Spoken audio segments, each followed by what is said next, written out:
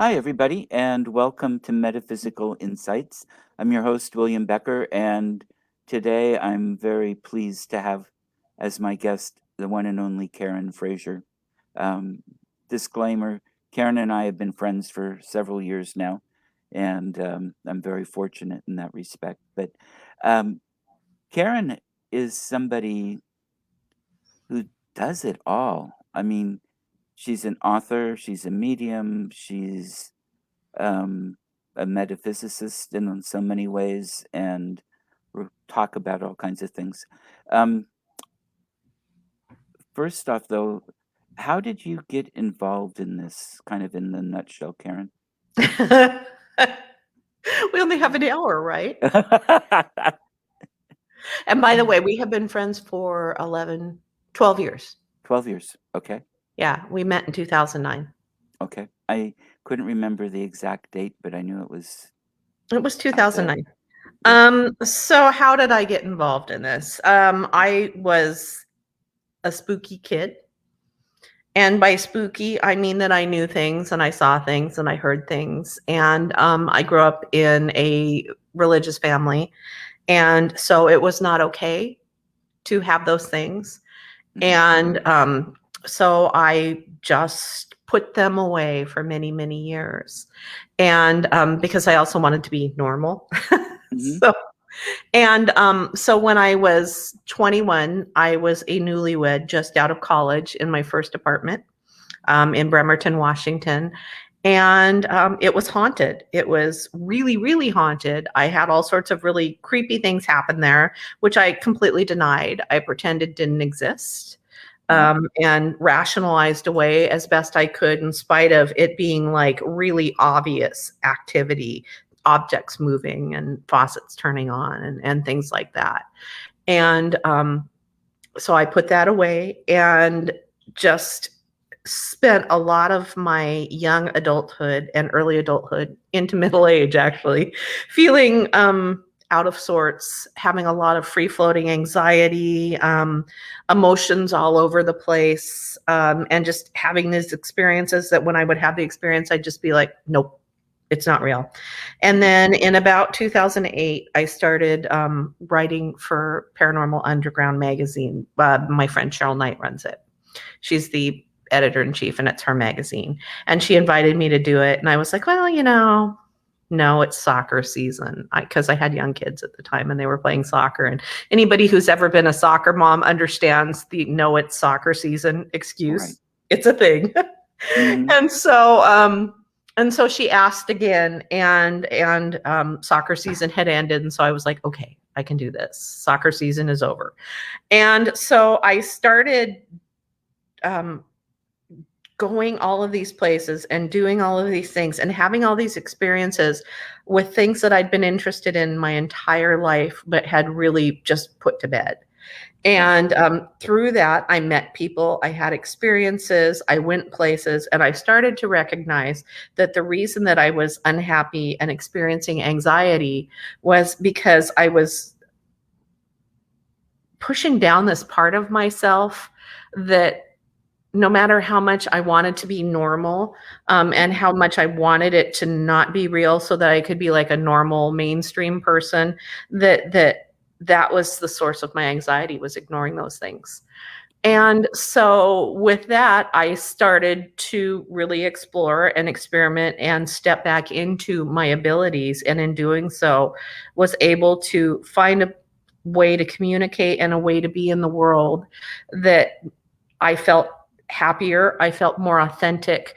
I never want to minimize anybody else's experience, but I always felt that to some extent it's like coming out of the closet, Right. right? Mhm. And so in a different way, because it's kind of that same type of experience. I had no control over this. I was born this way. Right. And but it wasn't okay because of the religion and the society and all of that stuff. Exactly. Mhm. And yet as soon as I stepped back into it and I really started to work with it, everything opened up. And I now I look back and I think, why did I spend all of those years in that misery, trying to live in this inauthentic space simply because other people told me I should. Right. Yeah. And I think it's a very common story in so many different ways. And Yep. one of the things I encourage with people is to try to find that piece of themselves. I think everybody's got abilities, and our society, just like you said, we're told to stomp it down. Our playmates are imaginary. They're not really somebody Yeah. that's there. And sometimes they are imaginary, but sometimes there's Sometimes somebody they there. are. And it's a shifting, I think, that we need to do in society, just as acceptance as a whole in a Yeah. larger Yeah. And realm. that's actually kind of become my mission, is that because I lived in this from this deeply inauthentic place where I wasn't allowing myself to use these God-given abilities and to exist within these God-given abilities. And so having worked with them and really explored them to the full extent in every way possible over the last couple of, the last 15 years or so, what I've come to realize is that my mission is to help other people, to empower them to recognize that if they do have these abilities, and I agree with you that everybody does, that it's not strange, it's not unusual, it's not counter to any religious belief. It doesn't have to be. And that you can live a more empowered life. And so my goal is to teach people and to empower people so that they can embrace their abilities versus going through life without that natural boost that we get from the other side. Yeah. And to help people realize, no, you're not crazy. These aren't schizophrenic voices in your head.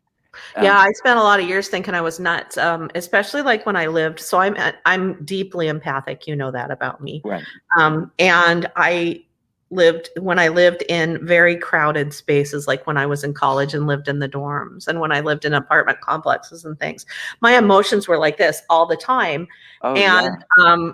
it was, I mean, I look back now and I recognize, and I thought at the time, my God, what's wrong with me? Am I mentally ill? Is something going on? And what I recognize now is that it was empathy. I was picking up on everybody else around me. But at the time, yeah, I thought I was mentally ill. I thought that there was something wrong with me. I get people all the time coming to classes or whatever or even readings or something that say that too. It's like, oh, thank God it's not all in my head.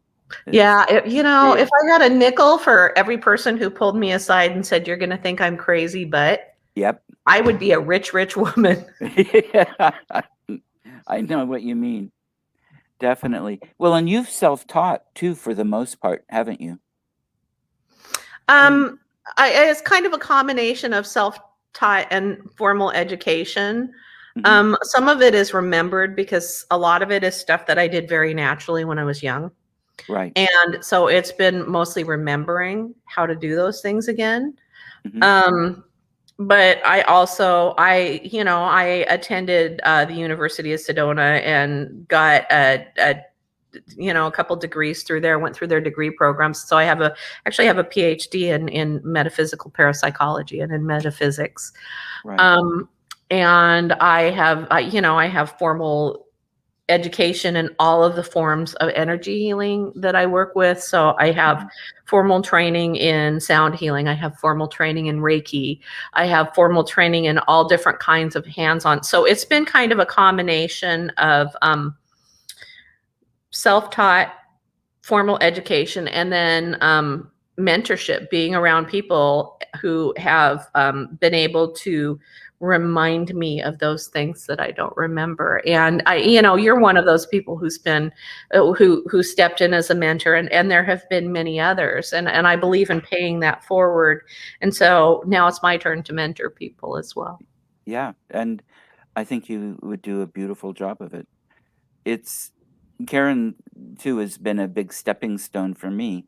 There's this place called Wellington that was part of the eye opener for me to say, okay, yes, now it's time to go full time professional. That's when we first met. I know it. Mm-hmm. Yeah. You came up and you were picking up on all sorts of things. And because I was the subject of my first book, I knew Right. the history. I Mm-hmm. knew who was there. I'd been around the spirits up there a lot. I mean, and I had voices on tape, and they communicated with me in Right. virtually every way possible. So when you came up there that first time, and you were in certain spots saying, "Well, this has happened here, and this I see this person," and I was like, "Well, yeah, Yeah. that's And right in then line with the history." the names and occupations and ages of some of the people I got down at Yeah, the and then there crash was the site. lady with the cookies on the tray. Yeah, that was a different trip, but the I cookie know. lady, yes. Yeah, I love it there. I haven't been back for a long time. We go about Um, once a year. mhm. We'll be back. I mean, we'll go this summer. I usually have at least one person who wants to go up there with me and experience it for the first time. And I'm Mhm. always happy to meet people up there. So last year was a little different because it was pandemic-y, but Jim and I Right. did go up once and we met my friend Jamie and her husband Tucker up there. And Okay. we went and just went for a hike and it was lovely. You know, Tell did a them social distance because it's an outdoor location. right. Yeah, Right. it's what is it? The Wild Goat Trail or something? It's called the What Iron Goat Trail. It's up in the Iron North Cascades in Washington State. Yeah, it was the Yes. site of a, just for your listeners who don't know, it was the site of an avalanche disaster in 1910 that killed 100 people. And there's a lot of activity that goes on up there. It's a very haunted place. It is. Mhm. It's a place that's very important to be respectful, and it is a protected area. It's a park. It's illegal to take artifacts home. So And no there are treasure hunting. artifacts there. Yes, There's still debris from the train wrecks there. exactly. Mhm. Yeah. And I just like to put that part out there, folks, that, you Yeah, know, and I mean, and just go up there, and if you're nice to them, they're going to be nice to you. hmm Yep. yeah. Now, I don't know if it's even possible to still climb down to where the trains rested. Mhm, Okay.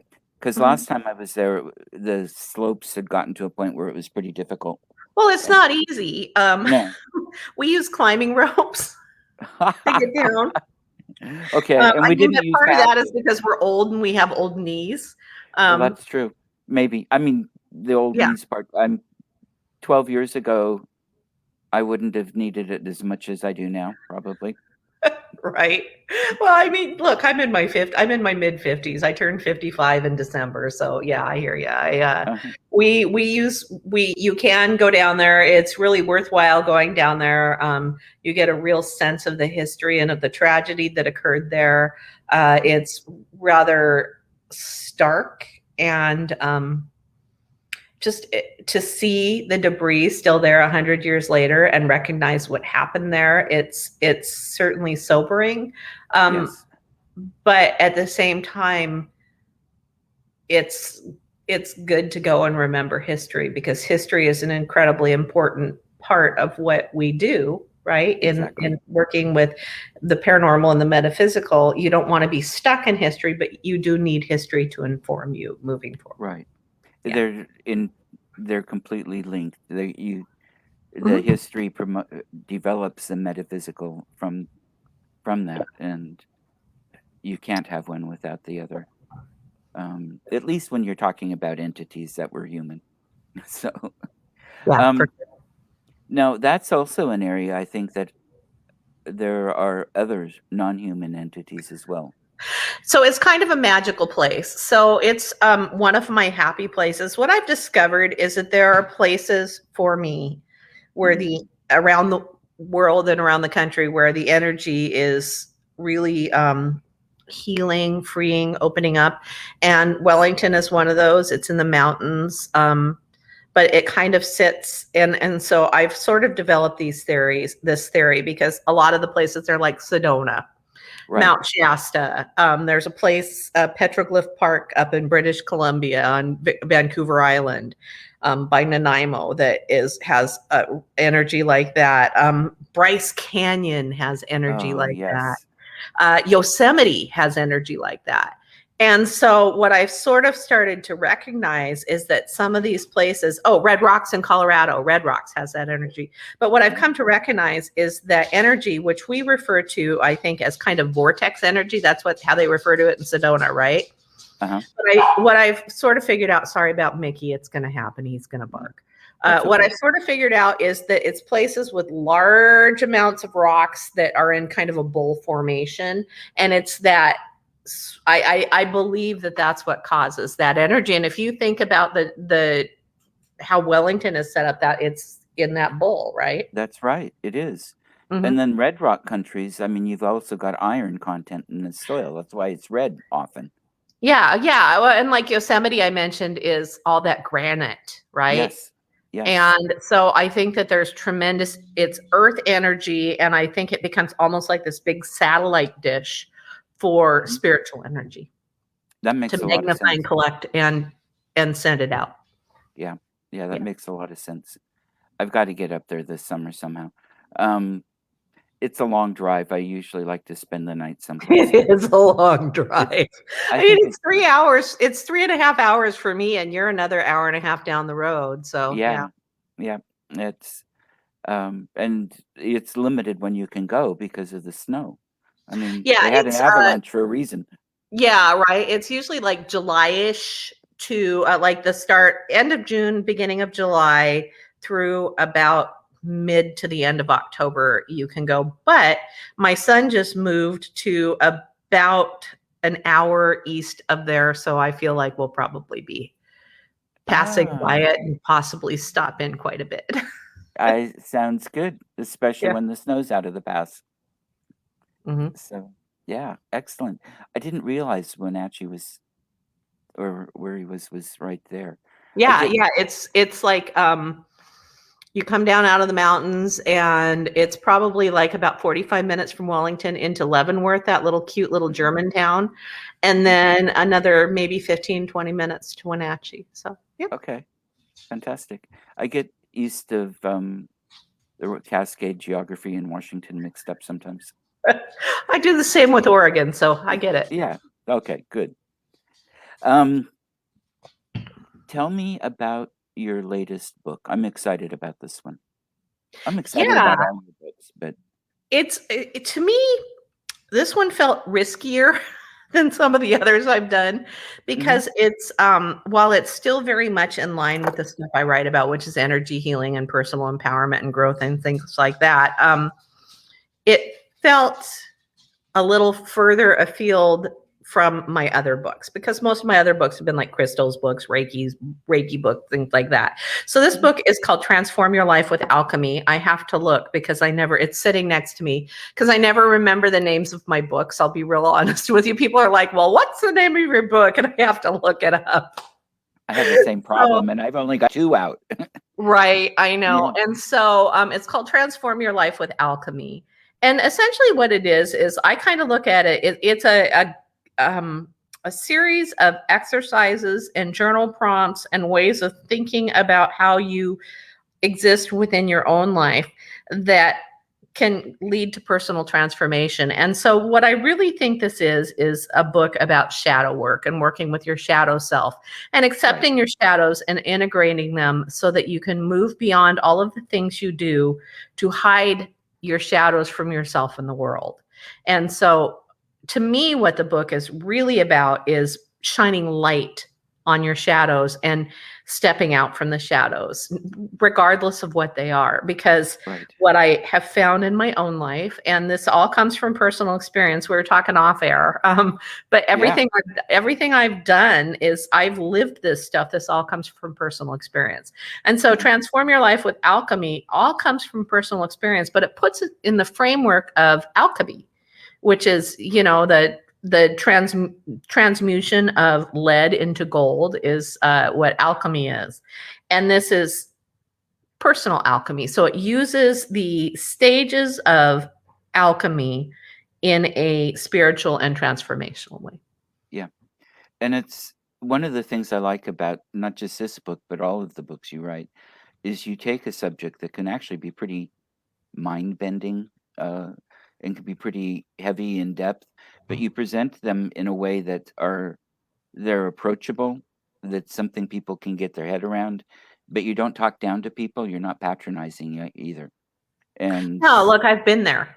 yeah, So, you know. exactly. But your books come across this way, so they're accessible, but you're not feeling like you're not an adult by reading it. That okay, yes, this was written for me, not me in eighth grade or something. Right. Although an Right. eighth grader could read it. I mean, it's just you're respectful of your readers. Well, my readers are, I mean, that's, I need to write to people where they are, Hmm. so that they can understand that it's possible. Right. And so I think that whenever you work with anybody, whether I do it in private through energy healing or through psychic readings or through mentorship or things like that, or in a book, my one of my biggest philosophies is you meet people where they are. And you start with somebody where they are, because where you are is where you're supposed to be. And then you start to look at the possibilities and explore from there. So my goal is always to meet people where they are. Yeah. And it's interesting too, because so much of that um, reminds me of work I did with therapy years ago. Um, It's very it's fair. Yeah, it's yeah, very. I definitely tend to be a little therapy-ish from time to time. and that's I mean it's great because that's part of what you do. It's a you're meeting where you're accepting where you are. You're at point X or whatever it is, Mhm.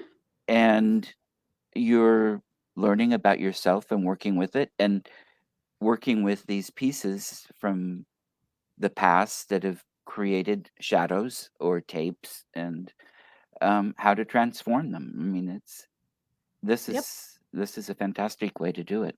It's the work of being human. It's what Hmm. we come here to do. Yeah. And we tend to give our shadows these big, deep, scary meanings. And one of the things, I think I talk about this in so many of the things I write, and probably in this book, although I don't quite exactly remember if I used exactly this analogy, but it's like being in a dark basement. And if you're in a basement where it's super dark and you can't see anything and you hear something moving in the corner, that Mhm. thing moving in the corner is terrifying until you shine a light on it.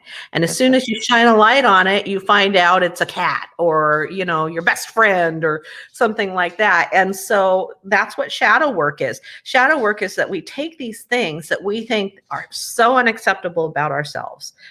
Usually comes from our societal conditioning, childhood, things like that. Right. And we shove them into our basements. Uh huh. And then we never want to shine a light down there. And so now when we go in that basement or even get near the basement, you hear the noises and the bumps and the things that go bump in the night. They Hmm. seem really scary until you shine a light on them. And so my goal is to simply provide a way for you to shine a light. Right. And then Yeah. how those shadows then become useful, and it's not like everything is. Oh, how do I want to put this? You can take things and behaviors and modify, change them. So what was a shadow now becomes a strength instead of something that is destructive in some way. Absolutely. Look, you are who you are. You've been through what you've been through. Hmm. You've disowned parts of yourself for reasons often that aren't even your own, Right, and for reasons that you don't even understand why you've done it. You may not even know you've disowned something about yourself. right, And so we have these ways as embodied human beings that we cope with these areas of ourself we disown. We do things like we may drink, hmm, we may we may project. There's all of these psychological things that we do simply to protect us from the truth about ourselves. And right, I would hold that the truth about yourself is never as unacceptable to anyone else as you think it is. And as a right. matter of fact, it can become your source of empowerment and it can become your source of strength. Yep, I agree. Yep. Absolutely. One of the other things that you write from well, it comes from a different place, is the George Collective. Tell us a little bit about this. You know, the Georges. So the Georges are channeled entities. They are entities that I channel. They usually come to me at 3 o'clock in the morning, as I was mentioning off the air. Usually Mhm. between about 3 and 3:15 is when they wake me up out of a sound sleep, and I cannot go back to sleep until I sit down and type out their message. I will tell you that I believe the Georges have been with me since I was a child. Right. And I believe that they have, over the years, come to me in ways that I was able to find acceptable at that time. So about a year ago, it was in January of 2020, um, they started to tell me, hey, something's coming, something's on the horizon, and much is going to be required of you. And so I've always, my books, a lot of my books are channeled. You know that. Yeah. We've talked Mhm. about that before. I will Right. sit down, I will write a book. I will write a book in 4 or 5 days of just absolute frenzied typing where my children are starving and my husband is starving and the dishes don't get done. And because that's what all I do is I sit and then when I'm done with the book, I often have to go back and reread it several times because I don't exactly remember everything I put in it. Mhm. And so I believe that the Georges over the years have channeled through me in ways that were appropriate for me, where I was in my own development, my spiritual development, my own hiding things in the shadows and all of that. So the Georges for many years were part of my shadows because they made me weird. Yeah. Um, and so, like as a kid, they would do like poetry stuff. So like I would write poems or stories or things, right? And that was Mhm. from them.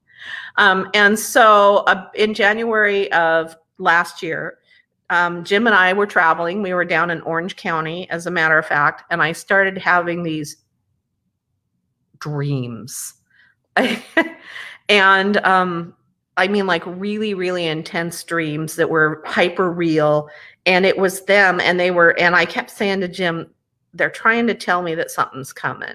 And so I knew that something was coming. And this was even really before we had much of an idea that there was a pandemic on the horizon. I mean, we sort of were Right. starting to hear because we were at Disneyland, and that was the day that the first case was in Anaheim. I mean, so that's about when the time frame was. And so we got back from Orange County and Laguna Beach, and Jim had a health thing and had to have surgery, and that was in February. And in March, as we were getting ready to lock down in Washington State, we locked down on, I think, March 13th.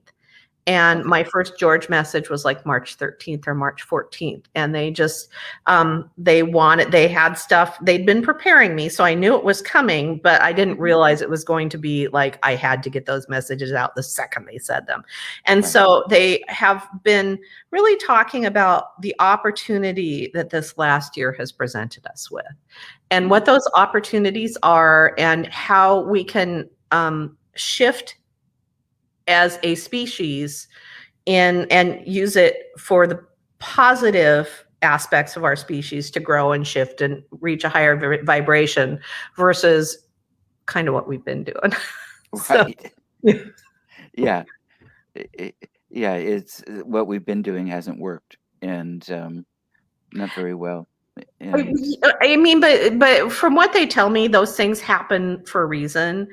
and things have played out politically and health wise, and all of those things have happened as part of an awakening process. Right. And that a lot of the things that we're seeing and perceiving as being super negative events, and I mean in the embodied state they are, right? The stuff that Right. happened in Georgia this week has been terrible, horrible.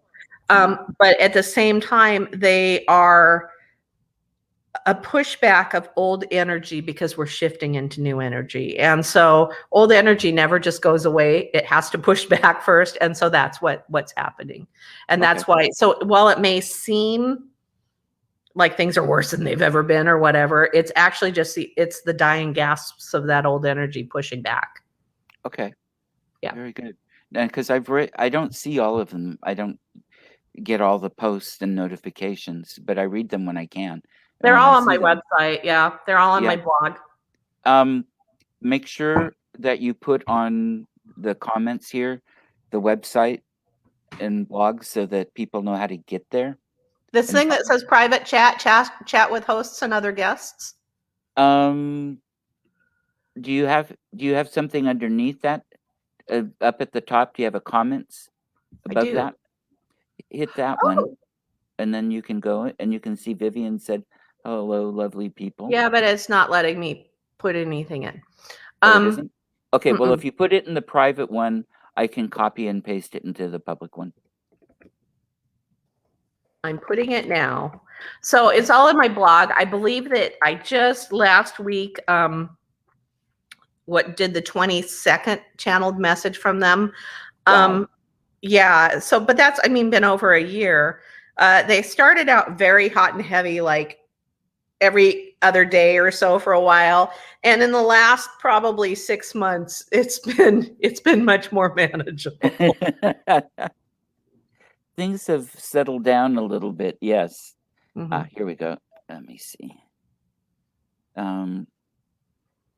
I've noticed there's been something of a sigh of relief in the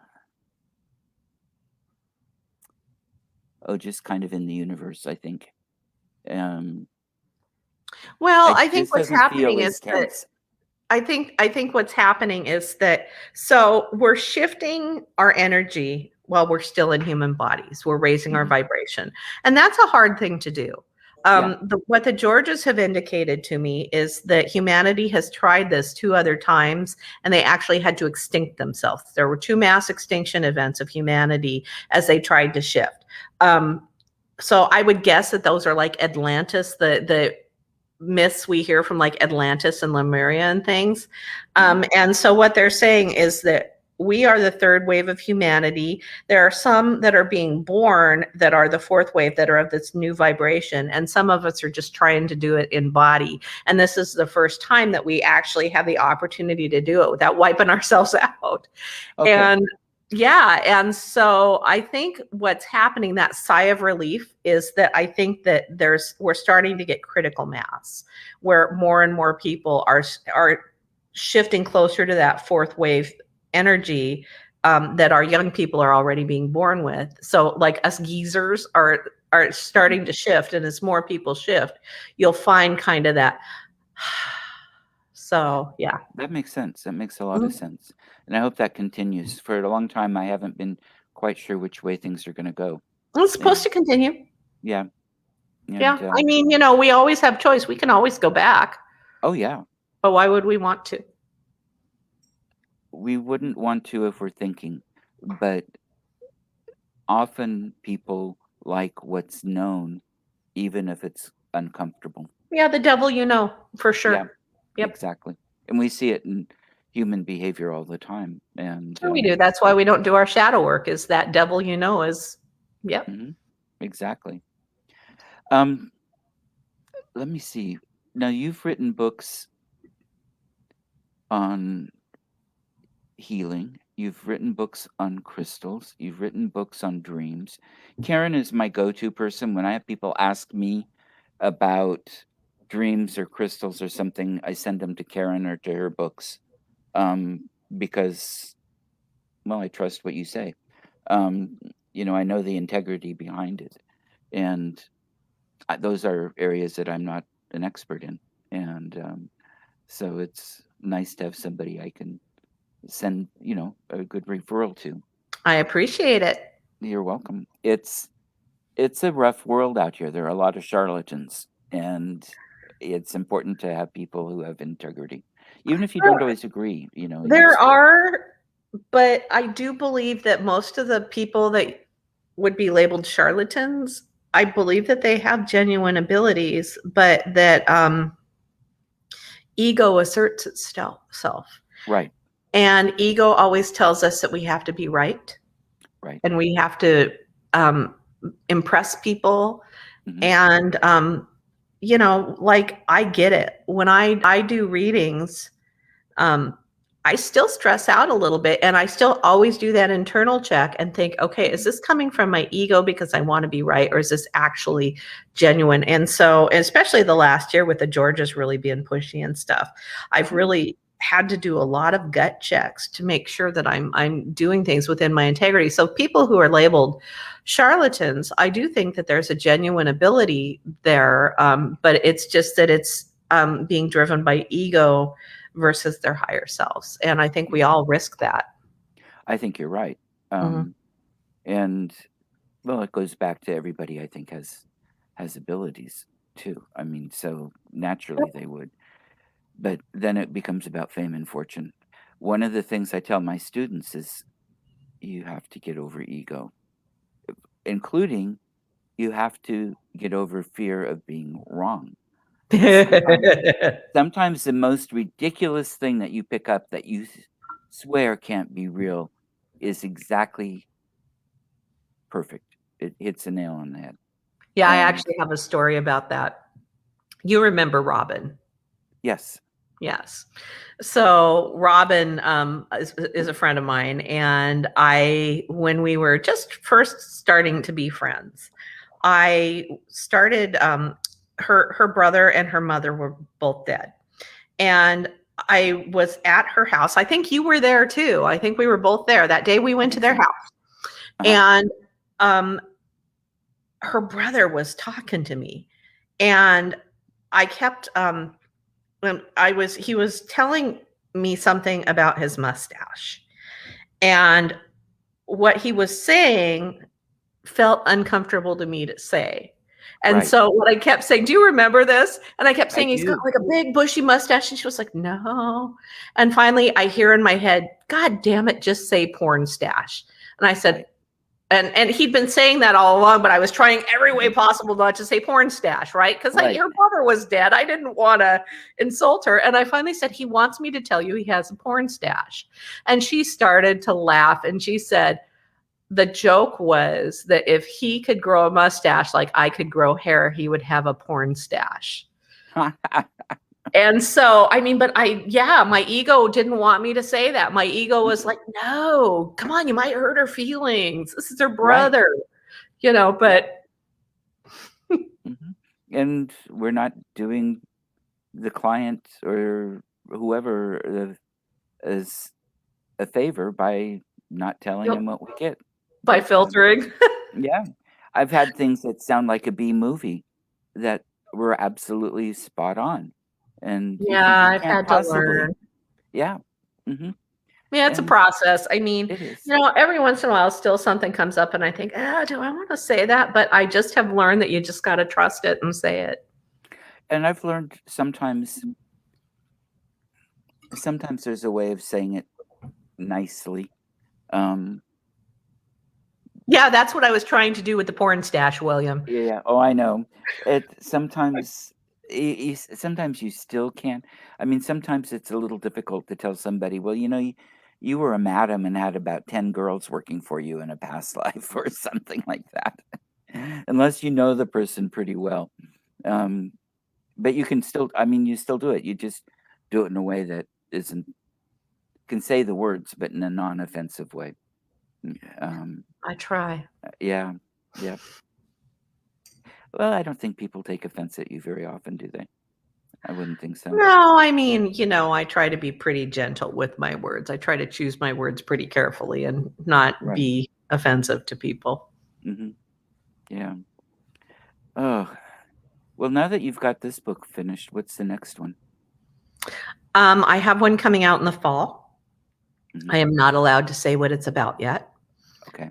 But it's somewhat of a departure from the stuff I've written before, but it's very much in line with what I do. Okay.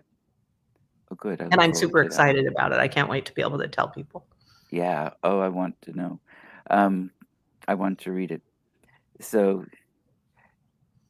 shifting a little bit again, um, you've gone to a lot of locations, you've done investigating. I've investigated with you. In fact, yesterday I did a presentation and on leprechauns and fairies and things. And one of the things I talked about was the tree nymph that I saw. Now, I didn't mention the investigation or who all was there, but it was the investigation we did at that house that had the wood stove and somebody had hung in the closet. And we were outside, two of us were outside, and watched the tree spirit come out of the tree. And Yeah, that was a private client. yeah, Mhm. and so I don't put anything out there. But what have you found in doing this to be, I want to say, the most rewarding? Everybody wants to always know what's the scariest thing. When were you scared or whatever the most? But I guess what's the most rewarding? Um, what's the most intense? Maybe I don't. Yeah, so scary, not so much. Startled, yes. I've been Yeah. startled Hmm. before, but I've never been frightened. Um, because I just don't find this stuff frightening, and because I believe that the universe is ultimately a benevolent place. And no matter what happens, even no matter what happens to my body, the spirit that is me, is always going to be okay. Hmm. And so I'm not frightened when I do this work. So, boy, what's the most intense? I mean, I still think the stuff at Wellington is probably some of the most intense stuff that I've been, because it really appears that there's a past life connection with that. And Right. so for me, that seems to be fairly intense. And then right now, just intense is that we mentioned that they're building on the lot next door to us. And as they've been digging up the land, it's all been coming into my house. So that's been a little intense. It's a little Oh, noisy up in here at times right now. right. Yeah. Exactly. Yeah. Well, and you might have other things starting to come in too, because that's kind of magical land that you're on. It is, which is why I think that the spirits on the land are a little upset Yeah. about what's happening next door, because we're in very one of the things that I realized fairly quickly is that when I live further away from people, I do better. And Hmm. so we live on, a couple acres up at the top of the hill over the town, where I'm not being bombarded by everybody else's. And we've got woods behind us, 70 something acres of deeded trust that'll always be woods. And the lot that they're digging up and building, moved here in 2003, and it's never been developed. I'm shocked they're developing it, because it's this little steep, very small, steep wooded lot. Hmm. But it was also a lot of trees and things. And so, we've got woodland creatures, and, I've had peacocks pecking at my back door.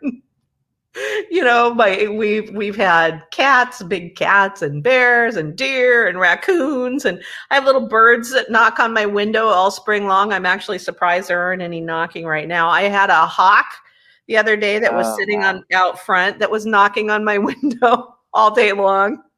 Wow. Yeah, I mean, so I kind of live it. You're right. It's a very magical place. Um, Rewarding, I think what's the most rewarding for me, honestly, is that seeing people step into their own power.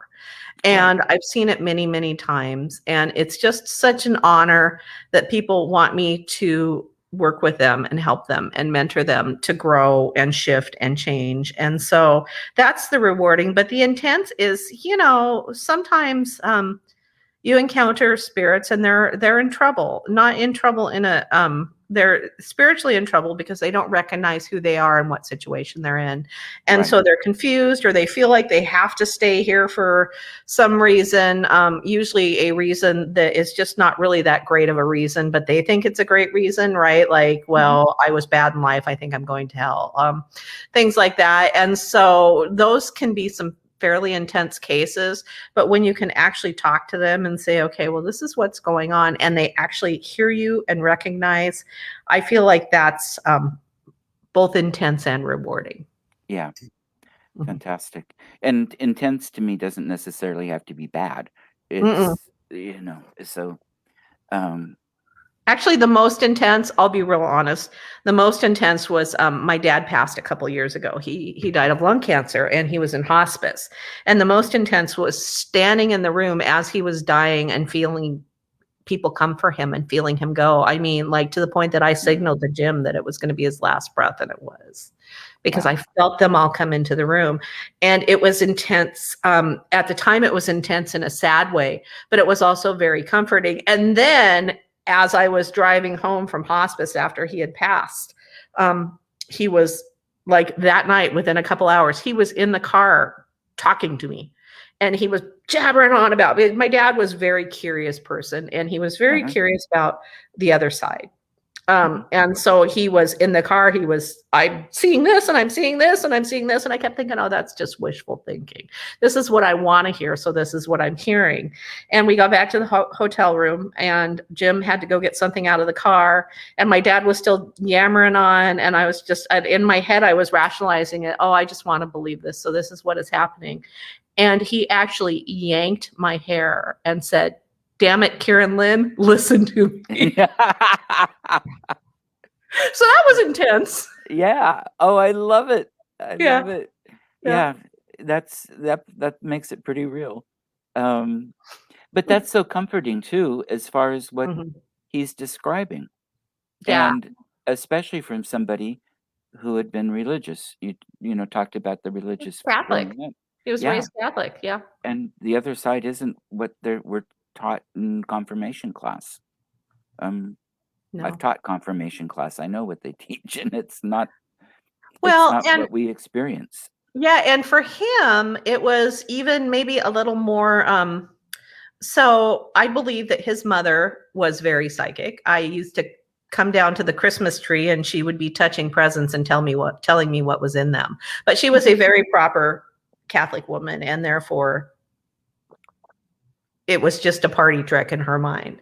Right. It's kind of like when my daughter Liz, when she was 3, and we were sitting outside of a liquor store in the car, and there was a sign, and it said closed Sundays, and she said, Karen, that store is closed Sunday. And I said, did you read that? And she said, I'm 3. 3-year-olds can't read. And so my grandmother was kind of the same way. I can't. I'm just guessing. I'm just a good guesser. And so my dad I think probably had abilities that he also Mhm. kind of denied because of his upbringing. And he was very ambiguous about what I do because I was just starting to really be public with this stuff, Mhm. um, in the last years of his life. And so what was really interesting is I was at the Oregon Ghost Conference, Mhm. and Seth and Aurora were doing a gallery reading. And it was like within a couple of months after my dad had died. And I knew the second that my dad contacted Seth, because he was coughing like my dad did just before he died, and he made some stupid lame jokes that my father would have made. One of them was, I gave up the ghost, which is totally something my dad would have said. And the message that came through was, I'm so sorry I didn't believe you. And I'm so sorry I was embarrassed by that. And so for me, that was healing. Yeah. Yeah. Good. They they get so much different. Now I find a lot of times there are two different pieces. It's like my parents' energy that was here, that is very much who and how they were at the time they were alive, and then the part that's gone on that is a different message Oh yeah, often. my dad is entirely crossed. I mean, it's not like I'm worried he's hanging out here as a ghost or any of those things. But because I have so many friends who are mediums, I am very, very lucky that several of them have communicated with my dad independently of one another and given me the same message over and over and over again, which is really, it's healing. Mhm. Yeah. Yeah. No, that's great. But I was meaning too, it's like there's an energy piece, not that Oh the soul yeah. hasn't transferred. And so in the house, it's like, okay, now, yeah, that's the dad that would have responded this way when he was alive. And this is what I'm getting from the dad that now knows. Yeah, for sure.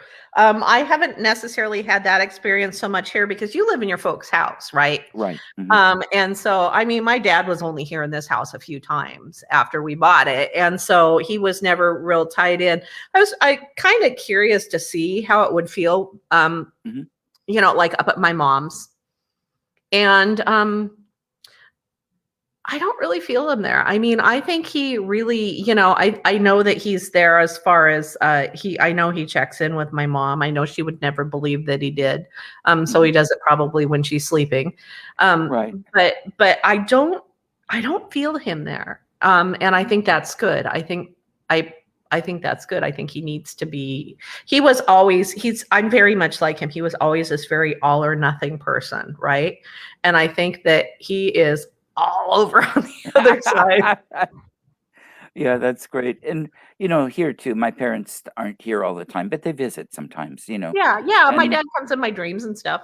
Yeah. yeah, and every once in a while I'll smell or get something. But Yeah, my house is, well, shoot, it's been active ever since they had it built.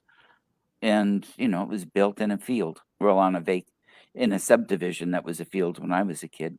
But still, they've always had activity here, mostly seeing things, shadowy well, you're in things and Oregon stuff. City, let's be honest. I mean, is there a spot in Oregon City that isn't? I have been all over that town, and everywhere I I've been, there's it's like Port Gamble is the same way. That Yep. just There's just certain places where everywhere you go, there's that energy, and I would think Oregon City definitely is one of those towns where just everywhere you go, it's just there. Yeah, and we had a lot of Native American Yeah, influences too. Back before the settlers came, most of the natives died out from disease and intertribal warfare before the settlers got here. The right, diseases came through right. trading and trappers and all the rest of it. Um, Not meaning to say that what happened to them after the settlers got here was very nice, No. but yeah, it's kind of a crazy place. Um, One of the things I've been meaning to ask you, as an empath, and before we close, do you have, because I know you've made a lot of progress in On the being a empath stuff? yeah, and To not a certain being a extent, cadet. yes. Yeah. Do you have advice or suggestions for the empaths out there? Yeah. Um, so I think the key, and this is what I learned for myself, is that for so many years when I went through all that anxiety and everything else, and if for me it's physical stuff too. So like I Mhm. feel other people's physical things. And that makes me a very good energy healer, right? Mhm. Because I can use that when somebody comes to me. And so my advice is this is that you need to learn to identify what is yours and what belongs to somebody else. And for me, it has become as simple as, is this mine? But it took me, and I ask myself that. And when the answer is no, I say thank you. And I visualize white light just pushing through me and pushing it out of me. In an energy healing session, I use that then to direct the energy that I'm working with. And I use it in the way I communicate with the person, and Mhm. the questions I ask so that I can tie that physical energy. So in energy healing, it's very beneficial. However, if I'm driving into Portland to see a show Mhm. and I forget to put up a shield, it's not so beneficial. Right. And so I've had to learn to recognize, is this mine versus is it not mine? Mhm. And what I find is that if it has nothing to do with how I was feeling moments before, physically or spiritually, or emotionally, chances are it's not mine and it's someone else's. And that's kind of how I've learned to differentiate it. And so I just really have started to check in. And the other thing is, before I go crowded places, I put up a shield. I Uh-huh. pop out that bubble and I push it all around me. And I maybe will wear some like a Shungite bracelet or something that'll block that energy, because I know if I go somewhere and I haven't put up a shield, by the time I realize I'm having empathic stuff, the shield isn't going to go up I can't. Right. I have to do it beforehand. So Okay. manage it ahead of time and learn to recognize, is this mine? And then ground it. Send the light down through you and ground it into the earth, because the earth can handle it. And I always express gratitude as well. I express gratitude to the universe for giving me that information. Because I used to say it was my greatest gift and my greatest curse. And now I just think it's my greatest gift. The universe gives me that information for a reason. It helps. It's the source of my compassion. It's the source of my connection to other people. And my determination to walk this earth with kindness. That all comes because I experience everyone else's stuff as my own. Yeah, I think it's beautiful, and thank you. That's one of the things that I don't have, is picking up the emotions in such as an empath would. And so I'm sure you're probably pleased with that. It can I be am actually. a challenge. It Yeah, absolutely can be a challenge. yeah. And I think I can be empathetic anyway, but Mhm. it's still, so it's nice to hear from somebody who's worked with this on their own to see how they cope with it. And because I have a lot of students too and I have exercises that we work on, but um, it's important to hear from somebody who actually goes through this. Yeah, Yeah, I send can light just through you. Recognize it's not mine, express gratitude, act on it if you need to, and then visualize light just pushing it into the earth and let the earth take it. yeah, that's fantastic. We're almost out of time. Do you have anything else in particular that you want to put out there? I see Kristen put your Facebook author page up there as well. Yeah. And So I do have the book coming out in the fall. It'll be out in time for Christmas sales is kind of the plan that's always been. The publisher is Fair Winds Press, Quattro Publishing. So it'll be something that'll be available internationally, which I'm super excited about, that they have that. They have that international arm.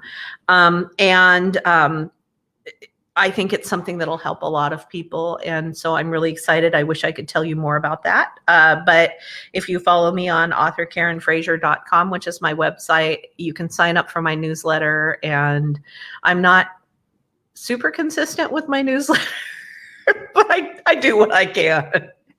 they're great newsletters. They look good, and the content is good Oh, and well, well thank written. you. So, yeah, no, thank you. Oh, wonderful. Well, Karen, this has been a real joy. I don't get to see you as much. We used to see each other fairly regularly, Well, I but mean, when you don't leave the house, it gets hard to see people, right? We did have lunch together yeah. outdoors in the summer. And as soon Hmm. as the weather is fine again, we've got that good little halfway point with the outdoor. And I think that people will be immunized and able to get out and about. I've always had surrounding the coronavirus stuff, it always had a 7 energy to me. And last year in my naivete, I thought that meant like July of last year. Now I'm sort of starting to recognize it'll probably be about July of this year. So, Okay. yeah. Which is actually what they're talking about as far as vaccines and such here being pretty well Mhm. done. I get mine Wednesday. I'm excited. My first Oh, one. good for you. Yeah, I'm still not even on the I'm not even on the radar yet. Yeah. Well, isn't Washington just opening up for everybody now? Or, huh? Mm-mm. Okay. No, so my husband will be before me, Jim will be before me because of his heart problems. Right. And he's not even eligible yet. Okay. But Yeah. my 80-something-year-old mother was, so Okay, we'll get that's there. good. Yeah, I mean, we I work will. from home, I'm good. Yeah. So, and conferences and everything are being done virtually now. So, Yeah, I teach all my classes online, which is a little bit weird. yeah. But it's worked out. Hmm. Now, are you doing any classes at the Ghost Conference? The Oregon I Ghost Conference? am. Next Sunday, I think it's next Sunday. I'm teaching just a basic intro to crystals class. Okay. And it's just a little 1 hour, $12, and it's going to be just kind of some real basic crystal stuff. So yeah. Okay, great. Oregon Ghost. conference.com, I think, is the website. You can do a Google search for it anyway and find it and Try sign look up for it in there. the Google. Yeah. And Karen's classes are excellent. They're definitely worth taking. Thank So you. you're welcome. Thank you very much. This has been a joy. Thanks, William. Yeah. And I won't see you though. It's so weird to have a conference and not see people. I know they are doing the meet and greet thing tonight. I'm online on Zoom. I'm going to try and do that. And I am so too. you don't have to be from Oregon. If you've always wondered what the Oregon Ghost Conference is about, this is a great time to check it out. Yeah. And Kristen just said, great job, guys. Thank you very much, Kristen. And thanks to everybody listening. And we'll see you the first Saturday of April. I think that's the next one. Bye-bye.